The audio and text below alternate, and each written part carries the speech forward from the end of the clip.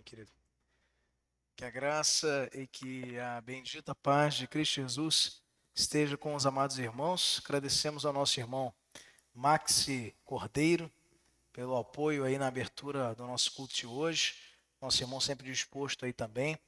Vocês têm visto aí, graças a Deus, muitos irmãos capacitados nessa tarefa da direção dos trabalhos do Senhor.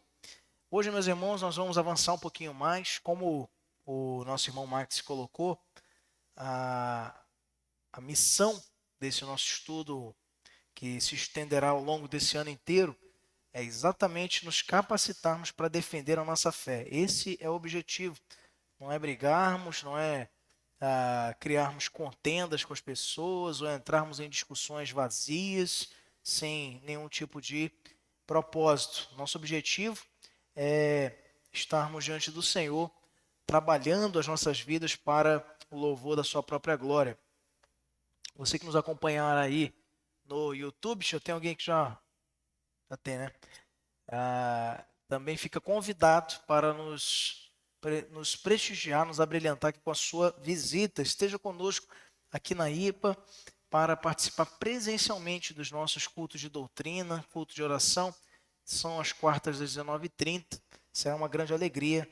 Para mais informações, você pode acessar o nosso site, ananindeua.ipb.org.br. Meus irmãos, vamos abrir nossas Bíblias no livro do Êxodo, capítulo de número 20, no verso número 11.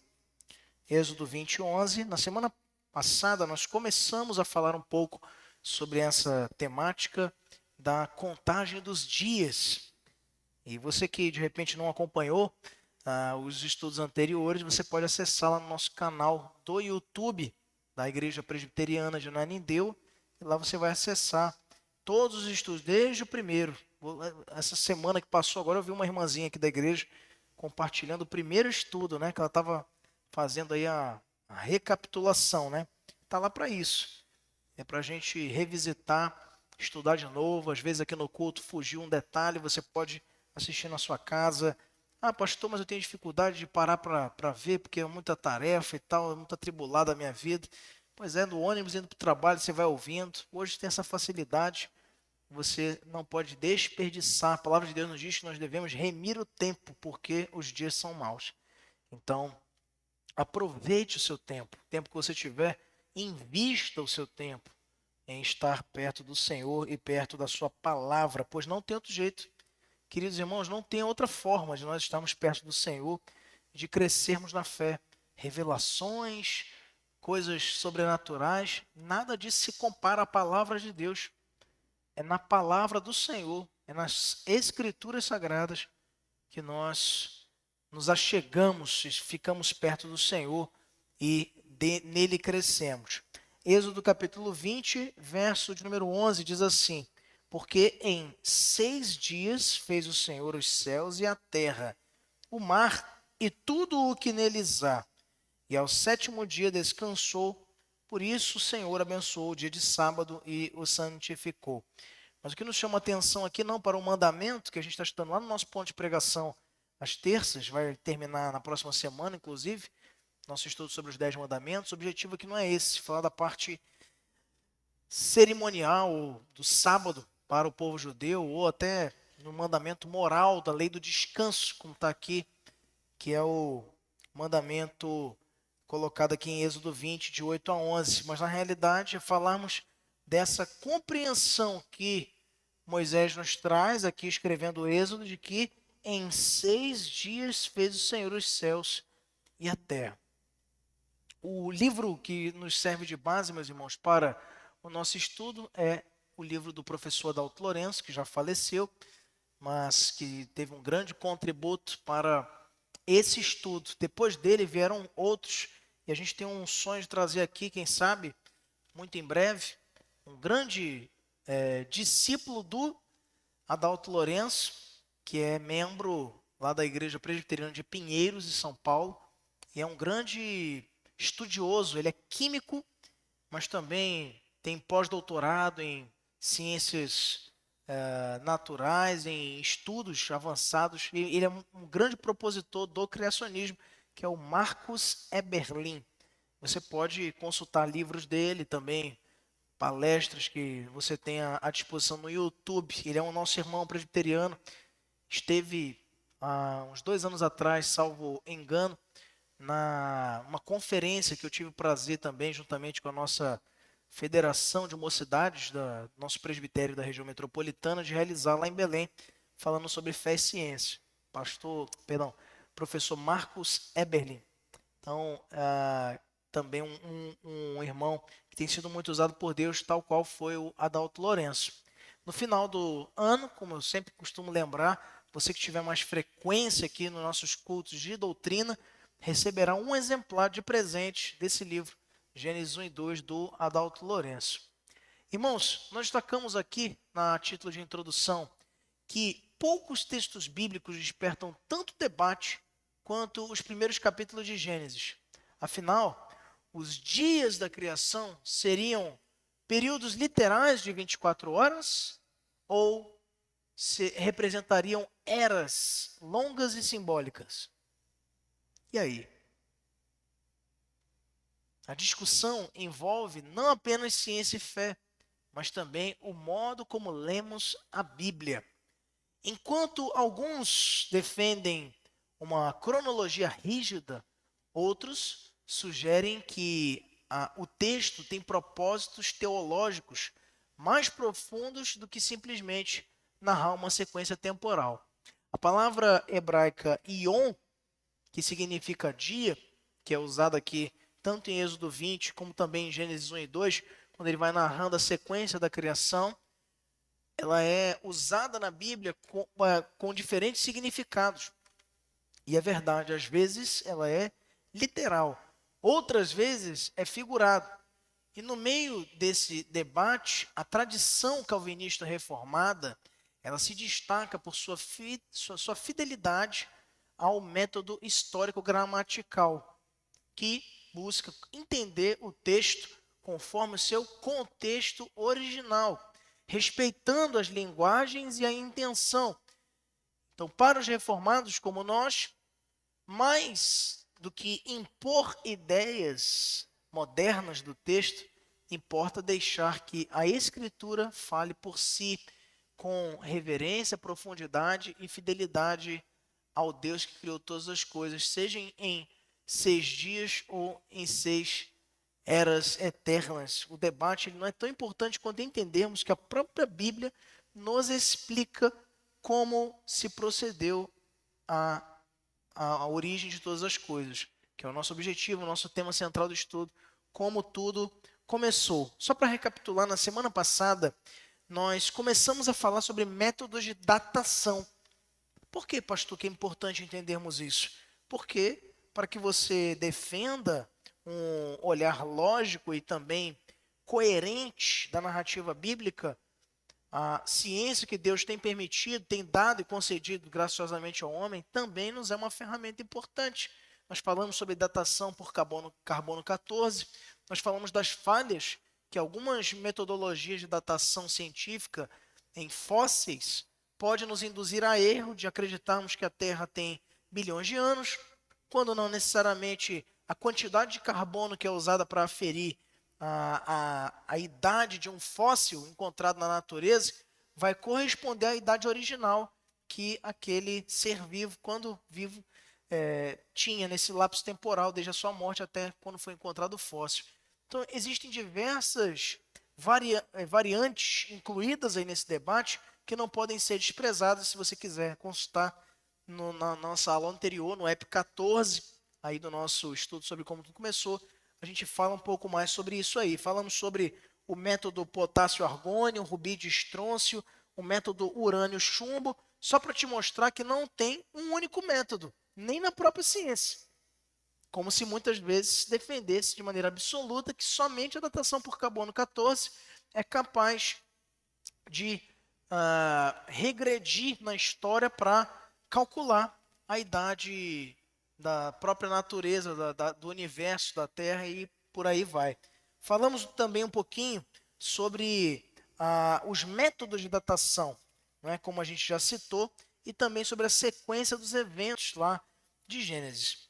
Então, queridos, tudo isso nos preparou para a gente chegar hoje e falarmos um pouco mais sobre essa literalidade ou simbolismo dos dias da criação, conforme nos narra Gênesis 1 e 2.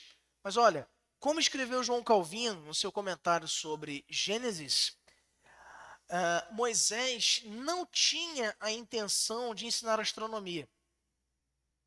Essa é uma inferência muito importante quando a gente começa a estudar sobre o criacionismo, porque olhando para a Bíblia, na autoridade narrativa que ela, de maneira sólida, de maneira robusta, nos traz, ela também não tem o propósito de nos provar nada. É interessante partirmos desse pressuposto. Calvino continua dizendo: aquele que quiser aprender sobre a natureza, que vai estudar, que vá à outra parte. Aqui o Espírito de Deus nos ensina o que é útil para a salvação. Esta é a ênfase reformada, a criação, a revelação, antes de ser cronologia. Então, antes de falarmos sobre tábuas temporais, o texto bíblico ele quer nos apresentar a salvação, nos mostrando com evidências suficientes que o Senhor trouxe pela palavra do seu poder a criação, a existência, com um propósito definido, a glória do seu próprio nome.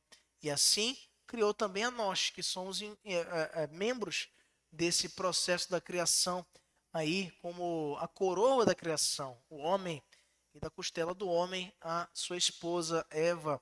Então, o primeiro homem e a primeira mulher que tiveram soprados o fôlego de vida, diferente dos outros animais. Eu costumo sempre lembrar disso, porque a gente vive numa sociedade hoje que você se depara com uma inversão de valores muito assustadora, ao ponto de repente, se supervalorizar, e eu vou falar das duas coisas aqui, ó, supervalorizar os animais em detrimento aos seres humanos, como também de se menosprezar completamente os animais e o meio ambiente, e que também está em desacordo com uma conduta de um genuíno cristão. O genuíno cristão é chamado a ser um mordomo, um dispenseiro do jardim, não um maltratador da natureza. Os cristãos deveriam, mais do que qualquer outra entidade, WWF, mais do que qualquer órgão do governo, levantar a bandeira da preservação do meio ambiente. Por quê? Porque é a criação do Deus Todo-Poderoso. E nós somos incumbidos de cuidar de tudo aquilo que Ele criou, e não de utilizarmos dos recursos de maneira tola ou sem sabedoria.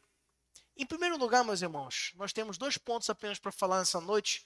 Nós queremos trazer essa indagação para você nessa nossa sequência de estudos sobre como tudo começou. Os 6 dias da criação, eles eram eras,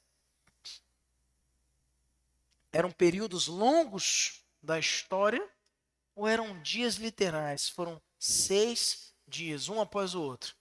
Quem acha que foram 6 dias literais, levanta a mão. 6 dias literais, 6 dias, um depois do outro.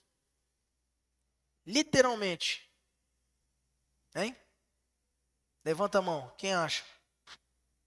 E quem acha que foram eras, longas eras na história, que na verdade foi só simbolicamente apresentado como dias aqui, levanta a mão. Então vejam, o que a Bíblia nos diz sobre isso? E hoje a gente vai ver uma coisa bem interessante que nos ajuda a responder a esta pergunta. Podemos, depois de termos falado já sobre método de datação, falado sobre as incongruências e também definições de métodos científicos de datação, a gente pode agora tratar sobre a questão da duração dos dias de Gênesis 1. Comecemos com a seguinte pergunta: haveria necessidade de tentar conciliar em as longas eras apresentadas pela cronologia evolucionista com os dias de Gênesis apresentados pela cronologia bíblica? A resposta é não. O que a gente quer dizer aqui? Olha só. Não há necessidade de compatibilizar. Parece que, como eu disse para vocês, depois do movimento iluminista e com diversos movimentos de incentivo e que até certo ponto foi de extremo proveito para a humanidade, do estudo, da crítica, a teologia, os ambientes da academia teológica foram se esforçando desnecessariamente por tentar encaixar uma coisa na outra. À medida em que foram se descobrindo tantas coisas na tecnologia humana foi avançando, parece que o homem ficou preocupado, sobretudo o cristão, em ter um diálogo mais produtivo com a ciência e entre a ciência e a teologia. E até aí não há problema nenhum em que esse diálogo exista e coexista de maneira harmoniosa. Entretanto, não há compatibilidade de uma coisa com a outra no tocante a encaixe de narrativa. Por quê? A gente falou lá no começo do nosso estudo. A Bíblia não apresenta uma teoria sobre a criação. A Bíblia ela não nos apresenta uma versão dos fatos. A Bíblia nos apresenta como foi. Porque é a única fonte que com autoridade nos apresenta a sequência dos eventos que culminaram na criação, a partir do próprio Deus revelando-se a Moisés e determinando que ele registrasse isso em um livro chamado Livro do Gênesis, o primeiro livro da Bíblia. Então, meus irmãos, nós podemos começar afirmando que o registro fóssil, por exemplo, ele não apresenta nenhuma evidência a favor da teoria da evolução. O próprio Charles Darwin disse isso no seu livro A Origem das Espécies, utilizado de maneira larga, né, ao longo da história, para se defender o naturalismo. Então, é interessante nós refletirmos sobre isso, porque muitas coisas são apresentadas para a gente como teorias absolutas no âmbito acadêmico, científico, e que divergem do que seus próprios autores defendiam. Eu abro aspas aqui para falarmos sobre a origem das espécies de Charles Darwin. Ele disse exatamente o que eu vou dizer para vocês aqui, ó, na página 280 do capítulo 9 do seu livro, A Origem das Espécies. O número de variedades intermediárias, as quais existiram previamente, deveria verdadeiramente ser enorme. Por que então as formações geológicas e cada um dos estratos não estão repletos desses tais elos intermediários? A geologia, sem dúvida, não revela tal cadeia orgânica finamente graduada, e isto, portanto, é a objeção mais óbvia e séria que pode ser levantada contra a teoria, que ele mesmo defende, da evolução. Então, de maneira muito honesta, o próprio Darwin, examinando o que ele tinha à disposição depois da sua expedição à Ilha de Galápagos e as suas pesquisas envolvendo o estudo sobre as espécies, ele vai apresentar um buraco em relação às variações, às variedades que deveriam, mas não conseguem ser constatadas no exame geológico da natureza. E o que nos fala de registro fóssil. Falando um pouco também de paleontologia, de arqueologia, mas de paleontologia e geologia, né? Quando a gente fala de arqueologia, a gente já fala da escrita para frente, né? Já do processo de documentação histórica. E aí eu estava assistindo até um documentário muito interessante do Museu Bíblico de São Paulo, que é chefiado lá. Um dos diretores é aquele conhecido arqueólogo cristão, o Rodrigo Silva, né? Embora seja de uma outra denominação, é um grande estudioso. E a gente não precisa necessariamente concordar com todas as suas posições, mas não dá para ignorar também o seu grande contributo para a área da arqueologia bíblica, o Dr. Rodrigo Silva. Então veja, o registro fóssil ele não apresenta evidências, como o próprio Darwin coloca na sua obra A Origem das Espécies, a favor da teoria da evolução. O registro fóssil, na realidade, ele mostra a existência de formas de vida altamente complexas. O registro fóssil, ele mostra a grande diversidade convivendo simultaneamente no mesmo período, na mesma era, como dinossauros, aves, mamíferos desde o início. Mas não mostra a cadeia orgânica graduada, nas palavras de Darwin, indispensável para o estabelecimento de uma evolução proposta pelo naturalismo. Portanto, meus irmãos, não existe uma razão científica devidamente estabelecida e comprovada pela qual uma pessoa não deva aceitar a literalidade dos dias de Gênesis 1. Por quê? Você ainda tem um outro argumento que é importante, que é o argumento linguístico. Todas as vezes que o vocábulo yam, no hebraico, que significa dia, ele é usado em conjunto com as palavras tarde e manhã, na Bíblia, o seu significado fica limitado a um período de um dia literal, um dia de 24 horas. Vamos ver esses dois textos aí que a gente separa para nos exemplificar isso? Números, capítulo 9, verso número 15. E a gente vai ver mesmo vocábulo de Gênesis 1 e 2, repetido depois em Números 9 e 15 e depois em Deuteronômio 16, 4. Vou pedir ajuda de alguns irmãos, por favor. Nossa equipe do som aí, disponibilize um microfone. Primeiro, o nosso irmão Orlando, aqui à minha esquerda, vai ler para nós Números 9, 15. Números capítulo 9, verso 15.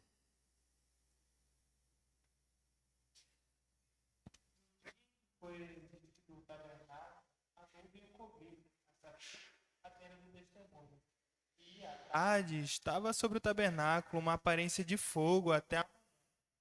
Então veja, tarde e manhã, na mesma oração, na mesma frase em que está Ian, que é dia, aí no começo logo do versículo, no dia. É uma discriminação do autor bíblico de um espaço de tempo de 24 horas, um dia, porque teve tarde e manhã, ok? E aqui a gente precisa entender que o povo de Israel aqui já tinha uma vivência civil. Não dá para falar aqui de eras de bilhões de anos. Como é que eles ficaram esperando esse tempo todo aqui o tabernáculo ser erigido? Vamos lá agora para Deuteronômio, capítulo 16, verso 4, que nosso irmão presbítero Oswaldo vai ler para a gente. Deuteronômio 16, verso 4.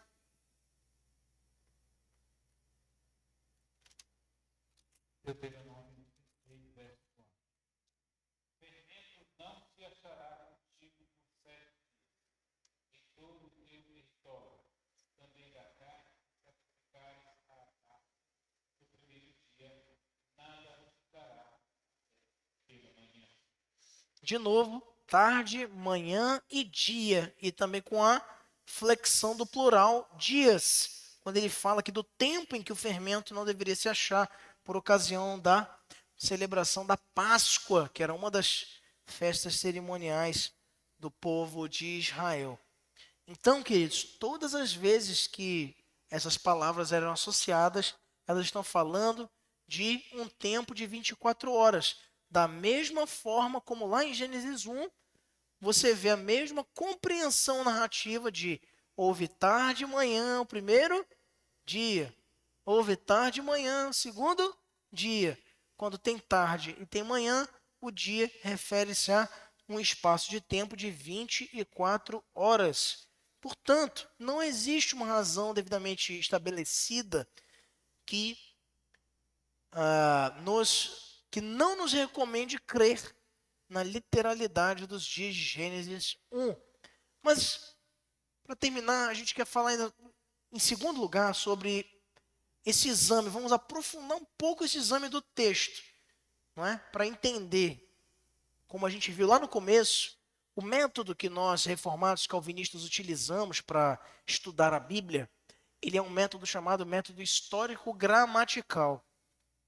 O pastor, geralmente, mas não somente ele, qualquer teólogo, ele é habilitado, ele é capacitado para recorrer às fontes originais, aos textos, para examinar o Antigo e o Novo Testamento, conforme seus autores originais escreveram.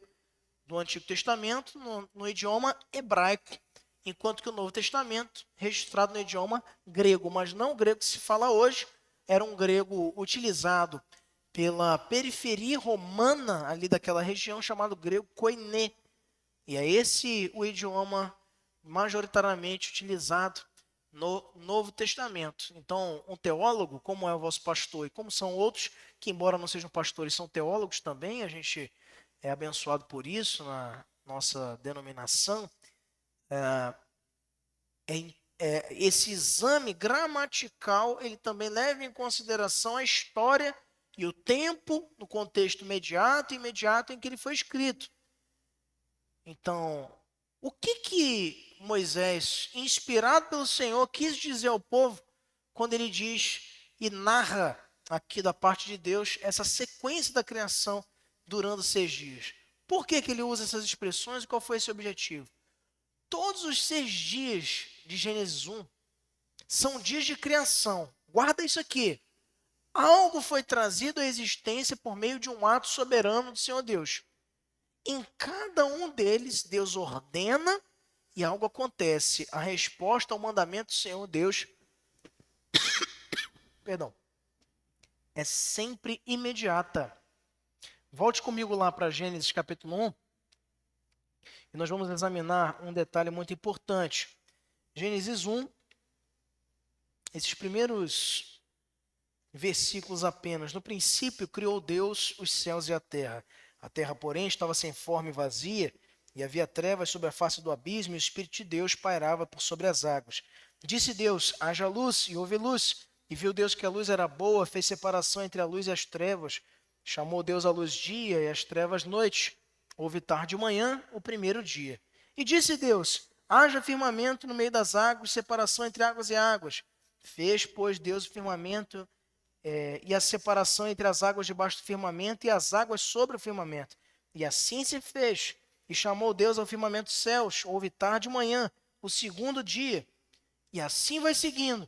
Cada dia ele cria alguma coisa. Não teve nenhum dia que ficou no ócio de Deus, a não ser o sétimo, que ele o santifica para o seu próprio descanso, depois de ter, durante 6 dias, trazido à existência tudo e todas as coisas. Essa mesma compreensão ela é expressa pelo salmista lá no Salmo 33, no verso número 9. Veja comigo, por favor, na sua Bíblia, Salmo 33, verso número 9.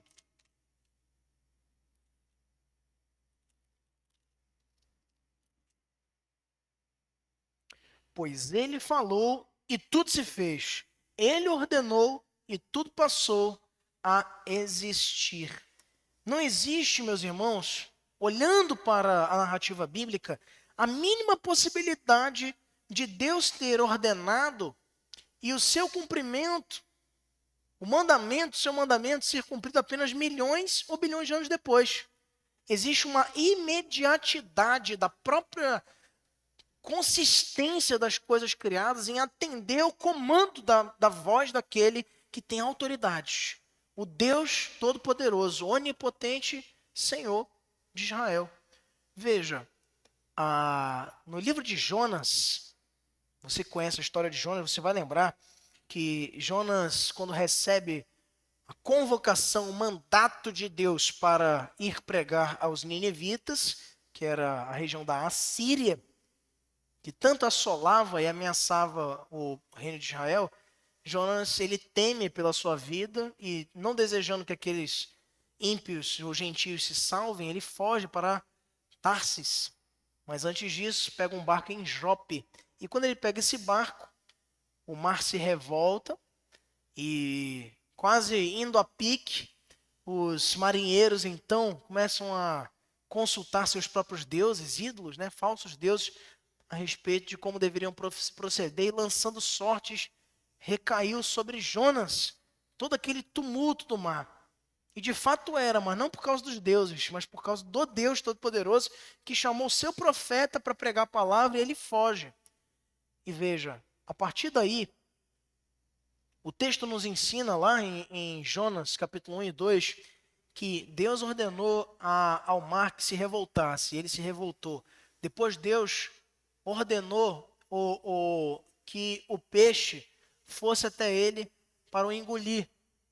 E assim aconteceu. Depois Deus ordenou que o peixe o vomitasse na praia de Nínive.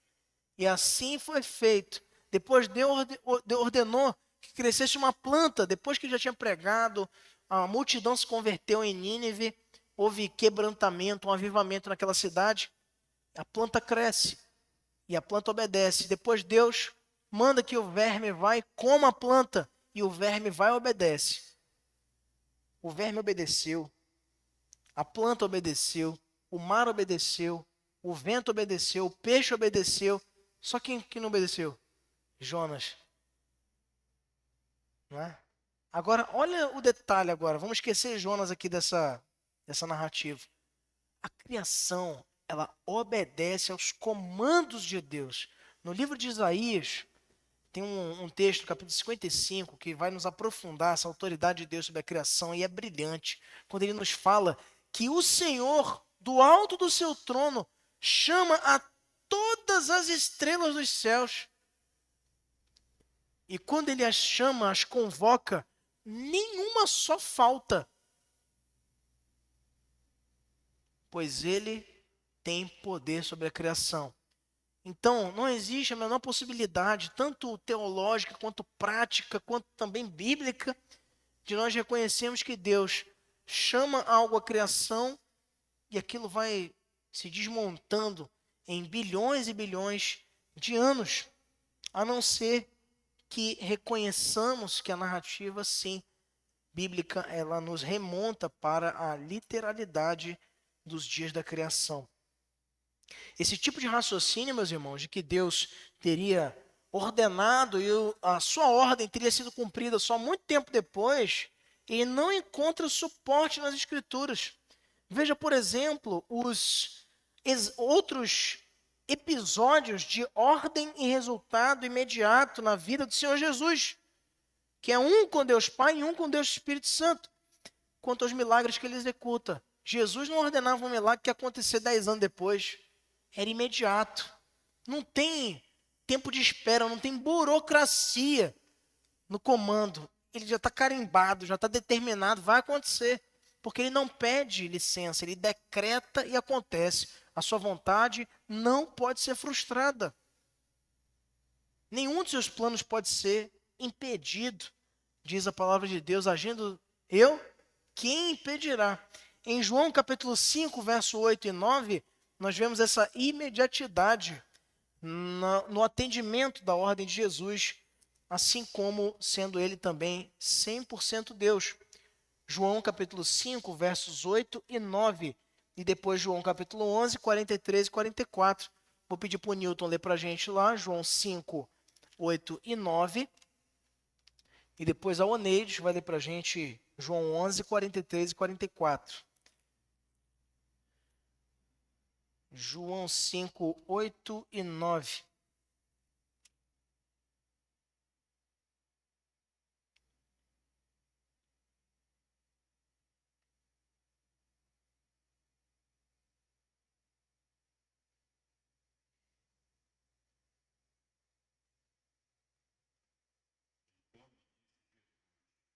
Levanta-te, toma o teu leito e anda. Imediatamente o homem se viu curado. Tomando o leito, pôs-se a andar. E aquele dia era sábado. Imediatamente. Depois, João capítulo 11, versos 43 e 44.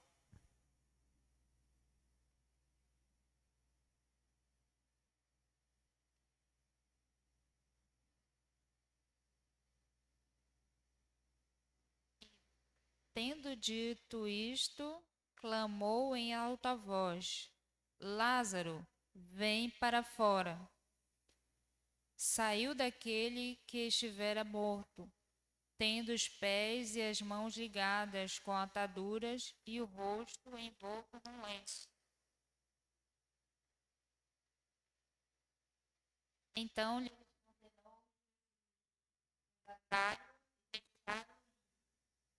Lázaro, vem para fora. Aí entrou na fila de espera e ficou 10 milhões de anos para ele sair. Foi isso? Não foi isso. Lázaro, vem, e ele saiu e foi. Qual é a diferença ontológica, filosófica nisso? Nenhuma.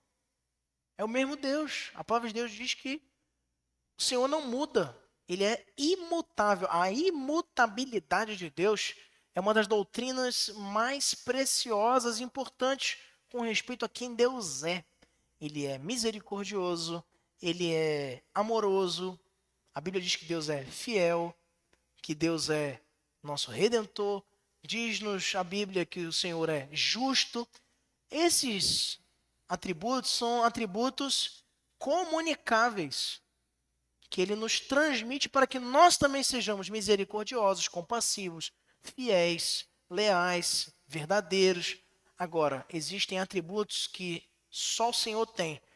E por mais que nós admiremos e o glorifiquemos por esses atributos, nós nunca o teremos. Eternidade, só Deus é eterno. Pastor, mas quando eu tiver vida eterna, eu também não vou morrer? Isso vai te fazer imortal.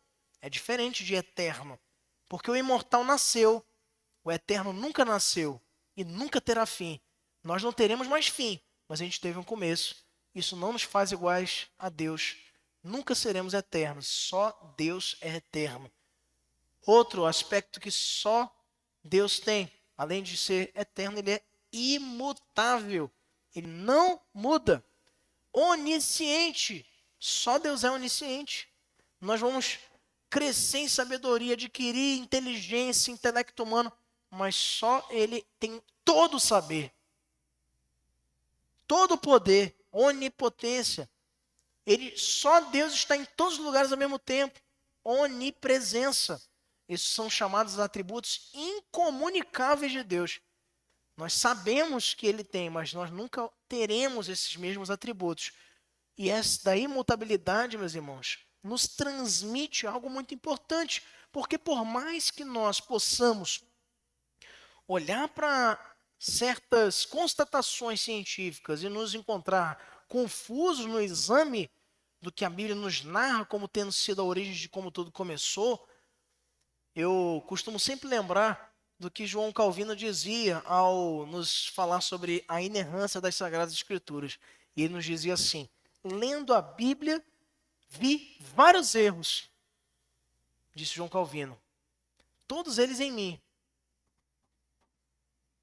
Porque a Bíblia, queridos, ela terá diversos textos que aparentemente são contraditórios, o que nós chamamos teologicamente de antinomias, que são aparentes contradições, mas eu mesmo, antes de nos debruçarmos no estudo teológico para o Sagrado Ministério, tinha diversas dúvidas com respeito a temas complexos e fui chegando a essa conclusão cada vez mais conforme íamos aprofundando o estudo da teologia. É que eu aqui tinha limitações para compreender o que eu li uma certa vez e achava que era contraditório. E agora leio e já entendo. Como tem outras coisas ainda que a gente não consegue compreender de maneira plena, porque é natural pela nossa própria limitação. O Senhor é eterno, mas comunica a sua verdade por meios de linguagem humana. E para que nós compreendamos seu projeto como um todo, é impossível, porque nós somos pecadores. Então, meus irmãos, não existe dentro do contexto essa possibilidade de que fossem dias não literais. Por isso, não existe essa menor possibilidade de Deus ter ordenado seu mandamento ser cumprido apenas muito tempo depois. Para fechar com chave de ouro, olha só. Se o período de tempo atribuído aos dias de Gênesis 1 não for de 24 horas, se a gente considerar que fossem eras, então seria impossível para qualquer ser humano guardar o quarto mandamento. Pois é a mesma palavra usada lá. Não há ninguém que viva milhares, milhões ou bilhões de anos. Como está lá em Êxodo 20, verso 8, de 8 a 11. A gente até leu no começo do nosso estudo de hoje, mas vamos ler de novo. Êxodo 20, de 8 a 11, que diz assim: lembra-te do dia de sábado para o santificar. 6 dias trabalharás. Dias aqui é Yam. E farás toda a tua obra. Mas o sétimo dia, de novo, Yom, é o sábado do Senhor teu Deus. Não farás nenhum trabalho. Nem tu, nem o teu filho, nem a tua filha, nem o teu servo, nem a tua serva, nem o teu animal, nem o forasteiro das tuas portas para dentro. Guarda aqui, olha só. Verso 11. Porque em 6 dias fez o Senhor os céus e a terra, e o mar, e tudo que neles há, e ao sétimo dia descansou. Por isso o Senhor abençoou o dia de sábado e o santificou. O quarto mandamento, o dia do descanso para o crente, ele está associado com a criação. É o que o próprio Deus transmite por meio de Moisés ao povo.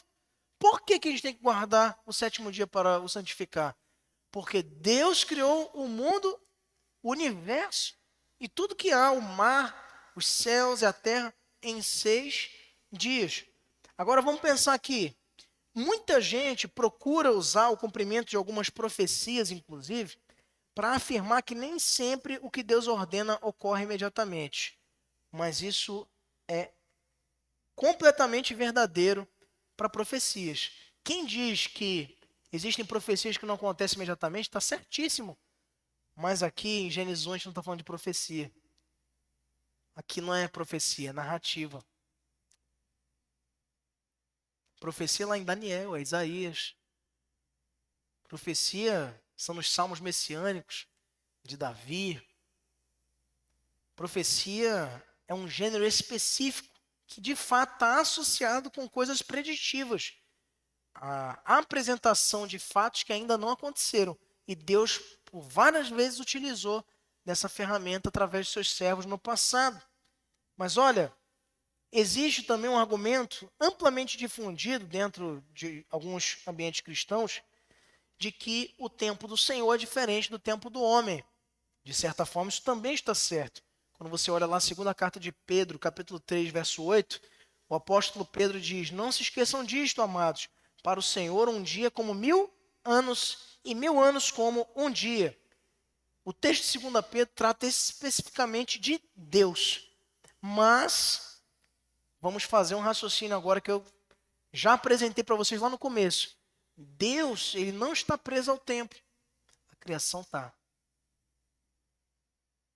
O tempo de Deus, de fato, não está preso à nossa tábua cronológica, mas a criação está presa ao tempo. Porque é criação. O Criador não está, foi Ele que criou o tempo. O Senhor não está preso ao tempo como eu e você estamos. Deus está fora do tempo, está acima do tempo. Isso é o que o texto de Pedro está nos ensinando. Para Deus, um dia como 1000 anos e 1000 anos como um dia.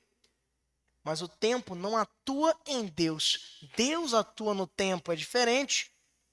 O tempo atua também em nós, mas não em Deus, porque Ele criou o próprio tempo. O texto de 2 Pedro não está tratando de Gênesis, e sim de Deus. Ele está subindo um degrau. Falar da criação, falar dos dias da criação, é falar de um degrau abaixo. Quando eu vou falar de Deus, é um degrau acima. É o Criador. Dá para separar uma coisa da outra? Vocês conseguiram compreender? Estão me acompanhando? Quando Pedro está falando lá que um dia para Deus é como 1000 anos, ele não está falando da criação. A criação está sujeita ao tempo. Não se pode usar um texto fora do seu contexto. É por isso que se a gente usa certos textos fora da sua proposta, nós poderemos interpretá-lo como nós quisermos. Imagine só alguém usando a frase Deus não existe. Está na Bíblia. Salmo 14, verso 1. Nós até lemos no começo aqui. Vamos lá. Salmo 14, verso número 1. Pedi para o Max ler para a gente. O que diz aí, Max? Aproveita e já lê para a gente também. Salmo 14, 1. E também Salmo 53, 1.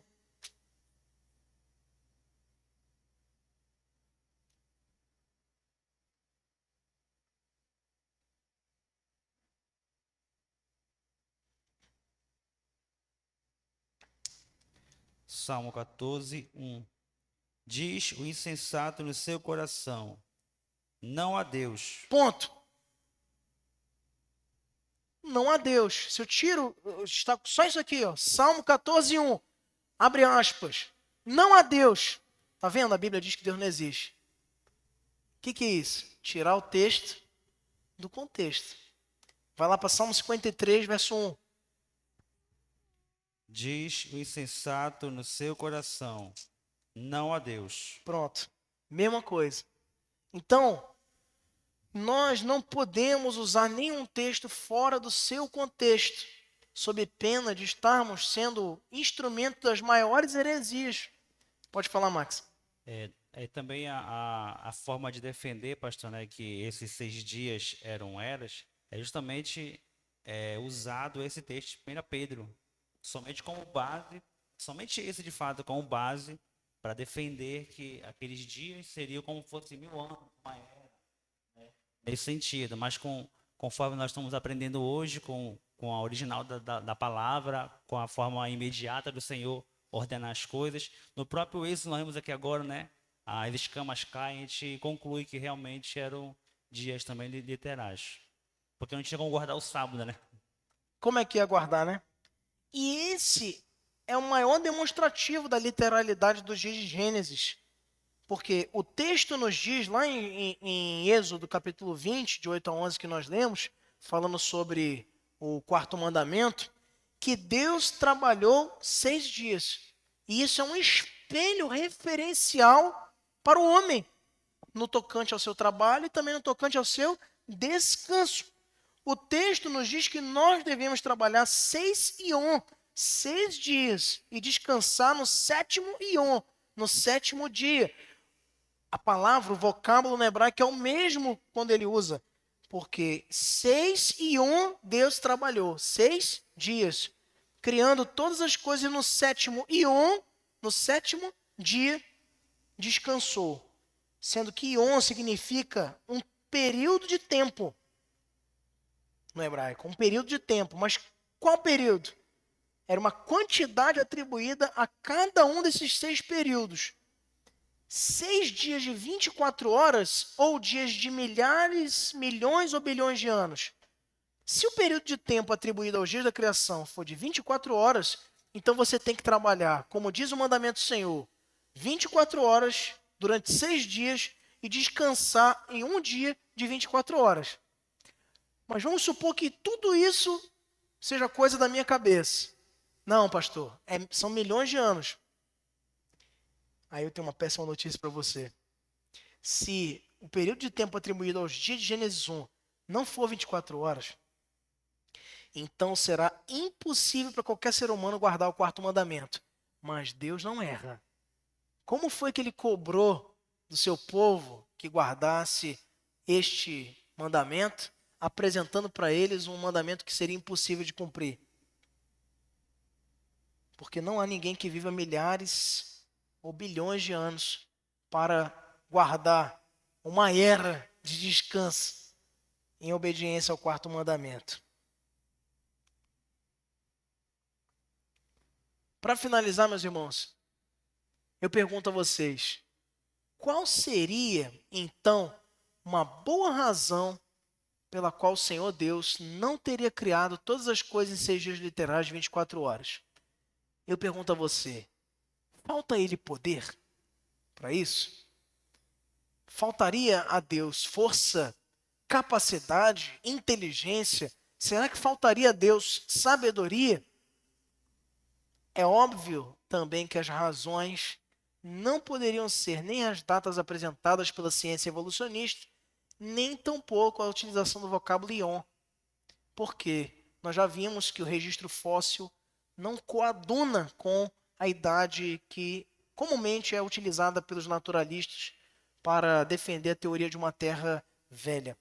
Recentemente, como eu já disse também em alguns outros estudos nossos aqui, recentemente, assim que eu digo, 30, 40 anos atrás, né? Isso que é o recentemente na minha cabeça, né? Um outro dia eu estava falando aqui, rapaz, assiste esse filme, um colega de trabalho estava comentando, filme novo aí ele foi ver de 2014, né? Vai fazer 11 anos, né? De 2014. Ele falou, rapaz, o filme velhão. O primeiro filme velhão é O Vento Levou, lá né, do século passado. E mesmo assim ainda tem coisa mais antiga. Então, assim, na década de 90, que foi lançado, né, para pesquisa o telescópio James Webb, ele capturou durante muito tempo e ainda está capturando imagens fascinantes das galáxias.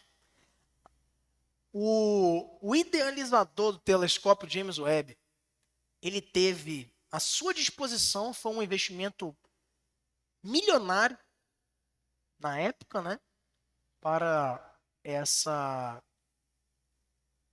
empreitada, né, de fotografar as galáxias com alta precisão e também com método de distanciamento infravermelho. E ele podia apontar para o lançamento, o idealizador do telescópio James Webb, a câmera para qualquer lugar do universo que ele desejasse e que já tivesse sido acessado em outros telescópios menos avançados.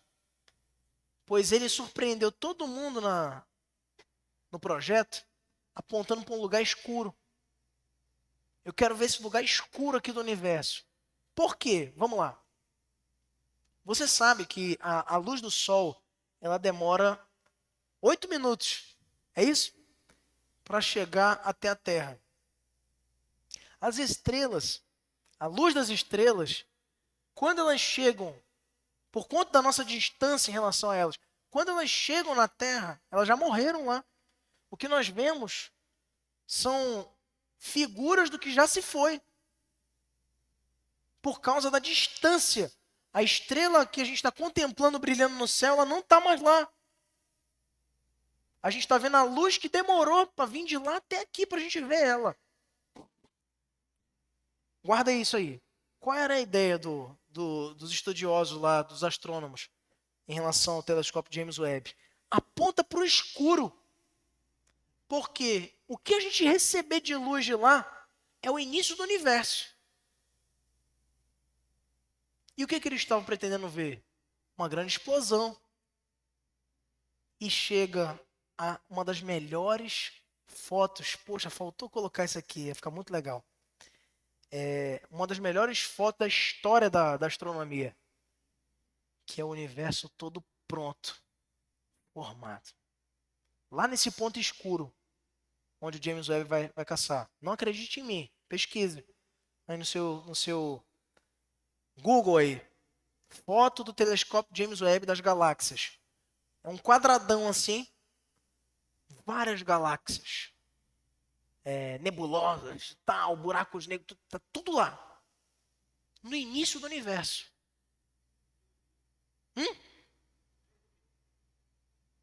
3.000 galáxias. No início do universo. Como é que no início já estava tudo formado? E aí? Imediatidade. Deus não teria nenhum empecilho, nenhum obstáculo em seu poder para, com um instalar de dedos, trazer tudo à existência.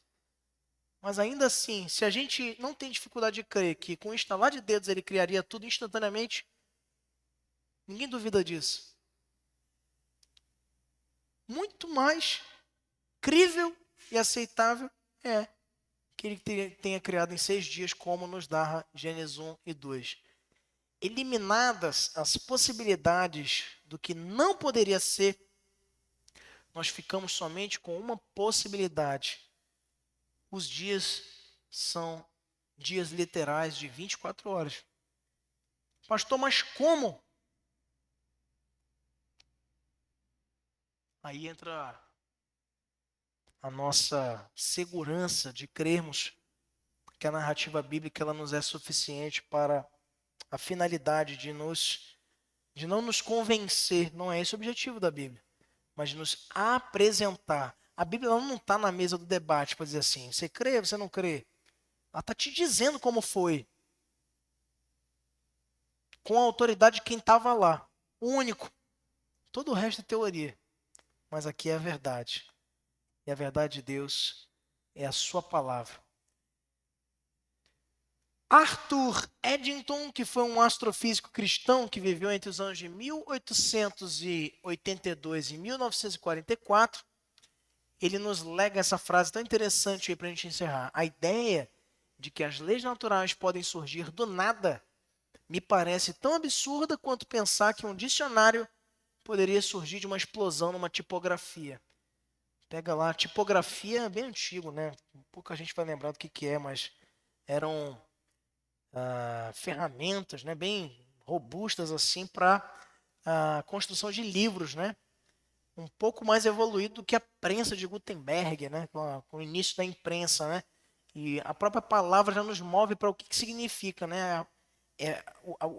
O pressionar da letra, né, lá que fixa, né? Tal como uma máquina de escrever em maior porte, né? Então explodiu aquilo ali e aí você, pronto, um dicionário.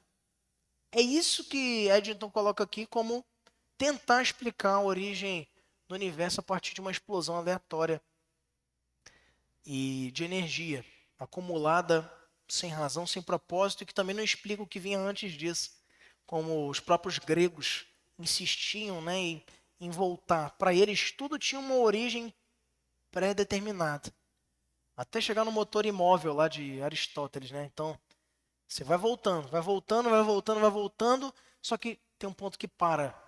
E aí? Alguma coisa gerou tudo, antes de tudo. E o antes de tudo, que é na filosofia chamado ex nihilo, é Deus. Deus estava lá antes de tudo.